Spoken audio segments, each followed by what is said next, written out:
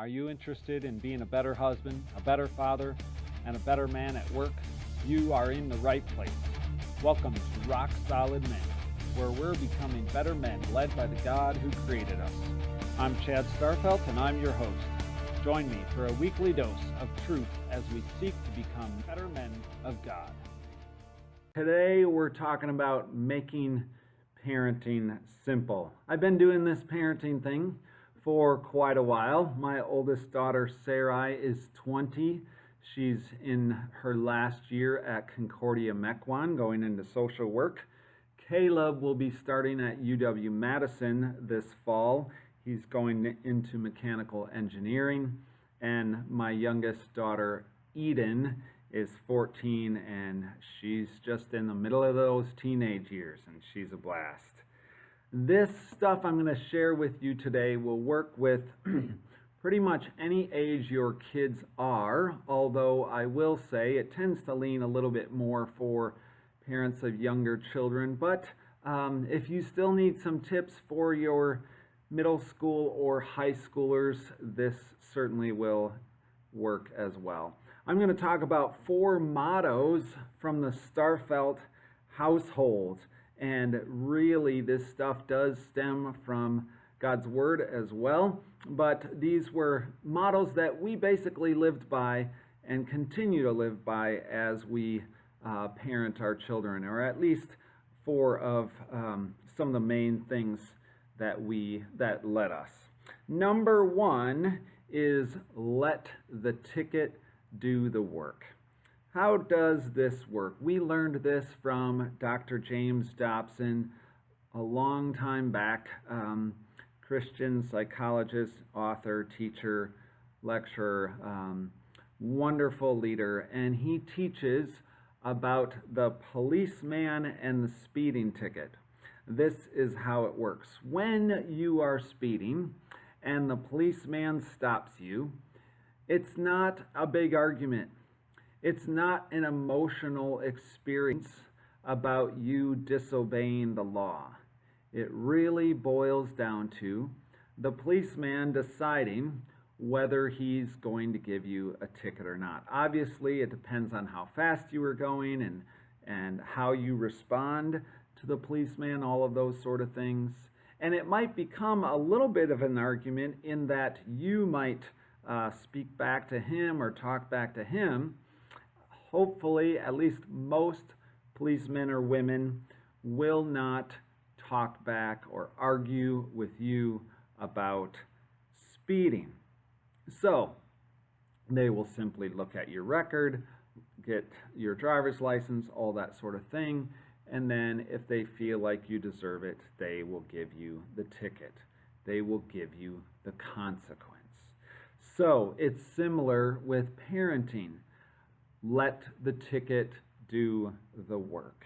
Make it clear what the consequences are for different behaviors, and then give them the consequence without a bunch of arguing, without a bunch of bantering back and forth with your children. That's when things get ugly. So, for example, most parents follow the rule of if you don't finish all of your dinner, there is no dessert. That's a good example of letting the ticket do the work, letting the consequence do the work, and not trying to argue things out. Don't get up on time. Your teenager isn't getting up on time. They're late for school. These sort of things, you simply give them the consequence. Maybe it's they walk to school. Maybe they're late for school and they have to bike to school, or no screen time for the day. But it's laid out clearly. You might even lay some of these things out on a sheet of paper, write them out on a sheet of paper on your refrigerator, that you say, if you do this, this is the ticket. This is the consequence. So your teenager's not getting up. It's not a big argument every day. It's not a big battle every day. You simply give them the consequence. A few weeks ago, I heard the dad across the street. He's got young kids, and he did a great job with this. his kids kept going out close to the road. He was working on some things in the garage, and they were taking their little bikes, their little tricycles out really close to the road. And he said, look, this is the last time. If you cross this line in the driveway, you're going to go inside. Simply laid it out there. Let the ticket do the work. It's not a big argument about, if you crossed into the road and died, how horrible would that be? How would your dad be able to live another day? How in the world could I face your mother that I was parenting you and I let you go out in the road and you got injured or you died, whatever. It wasn't some kind of big trying to explain this to his young children, trying to threaten them, trying to help them understand how horrible that would be if they ended up in the road and got hit by a car. It was simply communicating, this will be the consequence, this will be the ticket if you choose to do this again. Another example, say your teenager has a little bit of a hard time coming home on time, coming in at the curfew. So they come in past their curfew. You simply say, there's no going out next weekend. You're going to be staying home. Let the ticket do the work. Lying. Lying was a huge offense in our household for our kids. I'm sure we didn't catch all the times they lied, but they learned very young that lying was a major offense. So if they were caught lying, yes, they did get their mouth washed out with soap a few times, a couple of them, but maybe that's not it for you. Maybe it's vacuuming the whole entire household. Again, it's not a big argument. It's not a big threatening. You're simply giving them the consequence and helping them understand this is not acceptable. Obviously, the older they get, you want to give maybe a little bit of an example or an explanation of why something isn't allowed, giving the moral reason why, but letting the ticket do the work. Mouthing back. When kids are rude to mom and dad, that is not acceptable, ever. One consequence we liked to use was putting their nose on the wall. I don't think this is a consequence most parents use. It's very, very effective. It's very humbling to them, and they know that this is serious. If they need to put their nose on the wall for 30 seconds, for 20 seconds, it's not like they're on the wall for 30 minutes. It's a short time, but it helps them see this was a major offense. If you're having a hard time knowing what consequences, or you don't want to spell out the ticket for every single offense, you can have the consequence jar. We did this as well. You can have slips of paper in the jar, and when they do some kind of offense, they simply get the ticket. They get a slip of paper that they pull out of the jar. It might be the nose on the wall, or it might be clean the baseboards. That was one of our kids' favorites. Not really. Folding laundry or cleaning the toilets. All kinds of things that kids hate to do, but will help them understand the offense and the consequence.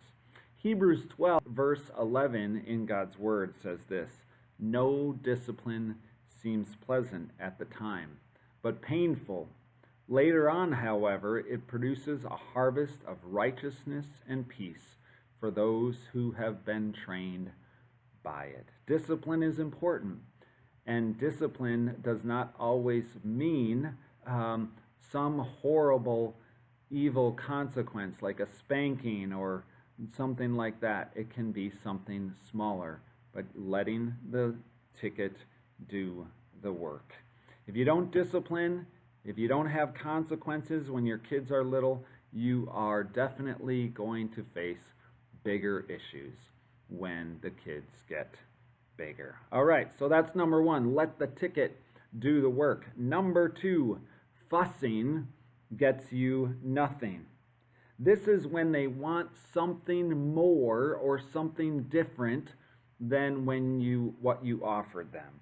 Say you offered them ice cream, or you offered them Cheerios for breakfast, or you offered them, to go on this ride at the amusement park, and they continue to whine and complain about the choices you have given them. This came up with when Sarai, our oldest, was probably 3. Fussing gets you nothing. I think it started with dessert. Oh, I don't like that dessert. I want this, or I want more ice cream.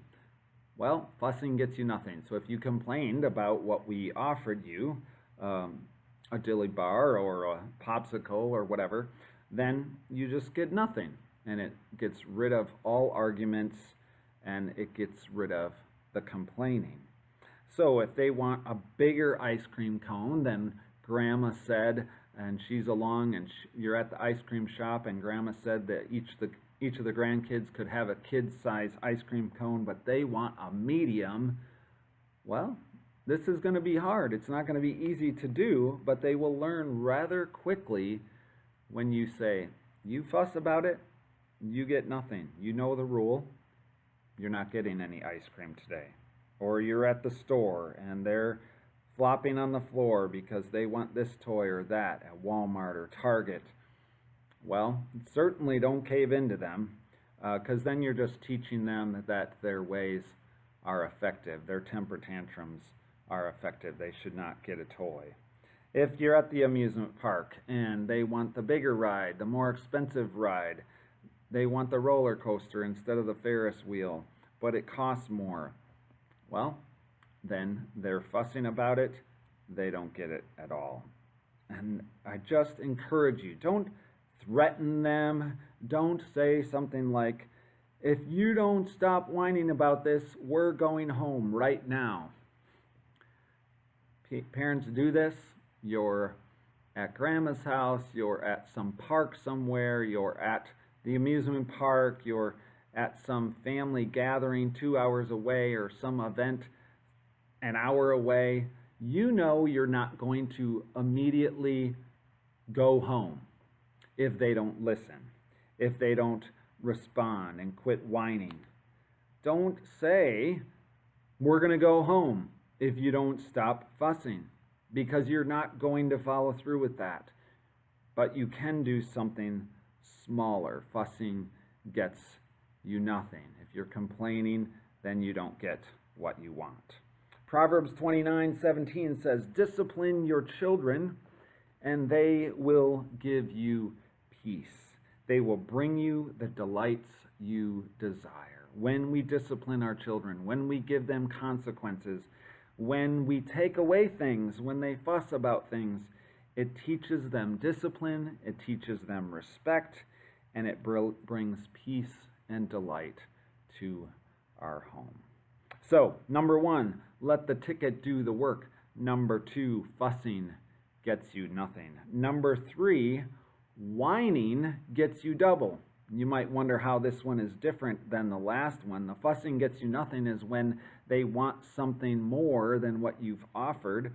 Whining gets you double is when they complain when you ask them to do something. So if they are whining about something you've asked them to do, you've asked them to pick up the toys, and they whine and complain about it, well, then they get to do double. They get to pick up the toys, and they get to pick up all the blankets and pillows on the floor as well. Or you ask them to load the dishwasher, and they decide to whine about it. Well, then they get double. They get to load the dishwasher, and they get to wash all the big dishes as well. Oh, the dreaded big dishes. My kids always hated that. Or maybe it's something different. Maybe you ask them to clear the table after dinner, and they whine about that. Well, then they get to clear the table and sweep the floor. Or you ask them to put away their laundry, and they whine and they complain.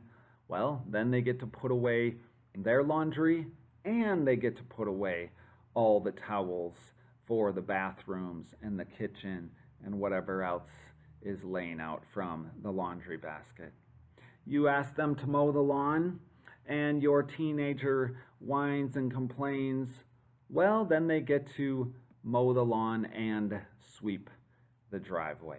Let me just say one little caveat to this, though, especially when the kids are getting older. There's nothing wrong with your son or daughter saying, I understand you want me to mow the lawn. Is it okay if I finish this video game first? Or is it okay if I finish this movie first? Or is it okay if I do it tonight at 6 o'clock? Right now, I had planned to go to the neighbors and hang out with the neighbor. No, it's okay for a little bit of bartering that might go on through a teenager as long as they follow through and actually do it. But this principle stops the whining. Whining gets you double. It stops the arguments. Don't ever count to 10. When you ask your student or your child to do something, when you expect them to do something, you expect them to do it. Not in 10 seconds, not in 5 seconds. When you count to 10, you are teaching your children they don't need to obey you right away. And what are you going to do when you get to 10? So many parents get to 10 and the student still didn't do it, the child still didn't do it, so then they start threatening them. It's okay to give them a little time. Johnny, you need to put your shoes away. Give him a minute, give him 30 seconds. He doesn't have to do it immediately if he's in the middle of the most difficult level of the video game, as long as he follows through in a reasonable time. There are some times where they need to do it immediately, right? And we can say, I need you to do this right now. But don't count to 10. It says in Ephesians 6, verse 4, Fathers, do not exasperate your children. Instead, bring them up in the training and the instruction of the Lord. I think God knew, especially fathers, we like to get on our children. We like to expect our children to respect us, and we want it immediately. God's word says, do not exasperate your children. Do not exhaust them. Do not intimidate them. Do not threaten them, because that is really going to hurt the relationship with your child. Give them a little room. Let them cool off if things are heated up, and don't hover over them. So, number 1, let the ticket do the work. Number 2, fussing gets you nothing. Number 3, whining gets you double. And last but not least, rules without relationship lead to rebellion. I learned this from Josh McDowell. This might have even been before I had children. I learned this lesson at a talk I heard from him. He's a wonderful Christian leader, youth speaker, grew up in a very difficult home, very, very rough home life, and yet he pursued truth, found a relationship with God and God's word to be true, and is an amazing man of God and Christian leader. He says, if we just have rules without a relationship with our kids, it's going to lead to rebellion. So we have this continuum that we have to deal with, this balance between rules and a relationship. If we only have rules for our kids and not much of a relationship, it's not going to go well. They're going to rebel against us.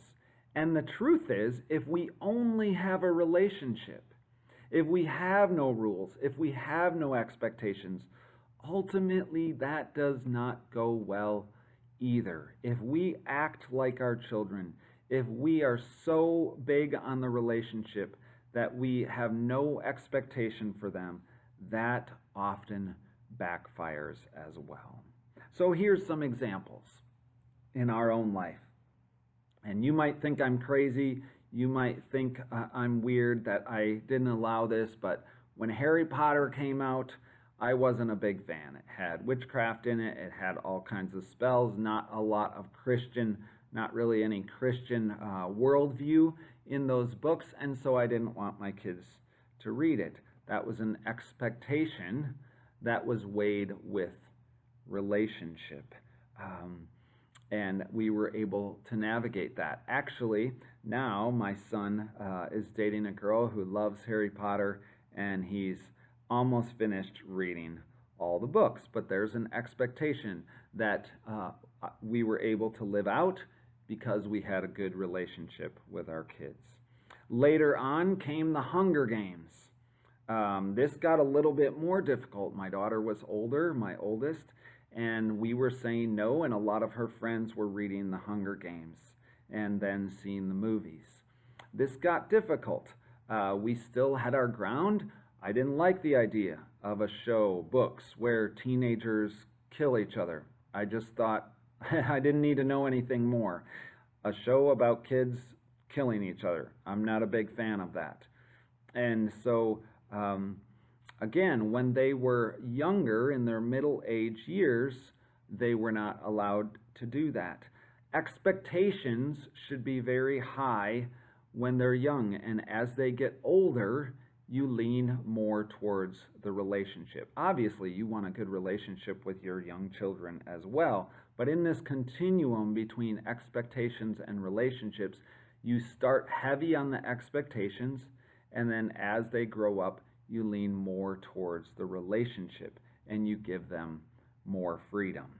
Later on came out the movie or the TV series 13 Reasons Why. Horrible TV show. The principle is, here's 13 reasons why this girl committed suicide, and she's going to write a letter telling everyone why she committed suicide and all the horrible things they did. So the entire show is set on giving people guilt, helping them feel horrible about what they did to cause this girl to commit suicide. Not a show I wanted my daughter to watch. Eventually, she watched it. Later on, I think it was her senior year, she was at a friend's house, she watched it. The expectations were less as she got older, but the relationship was still there. So I let go of the rules as she got older. We let go of those rules, and we were able to talk about it and talk about why she was intrigued by the show and how it impacted her. Lastly, Stranger Things, another TV show I'm not a fan of. Basically, this is a teenage show about nightmares, in my opinion. It's a show where very young kids, middle school and even late elementary school, are in a horror flick kind of situation. And many of the scenes are things teenagers, young teenagers and older elementary school children would have nightmares about.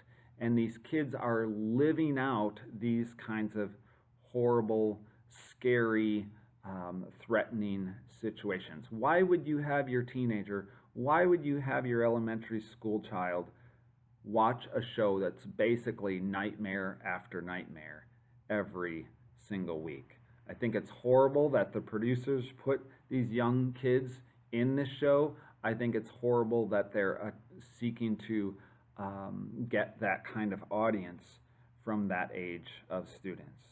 But it's another example. I watched the show one night with my daughter, who was probably 12 at that time. I was not happy with it whatsoever. And by the end, my blood was boiling over. And I said to her, I want you to give me 5 reasons why we will not be watching this show. And I walked away because I was so angry that she was watching it with a friend. And the expectation was clear that we wouldn't be watching that show anymore, but the relationship was also there as well. She hugged me, she cried, she knew she had done something behind my back, and the relationship kept our connection, and she hasn't watched the show since.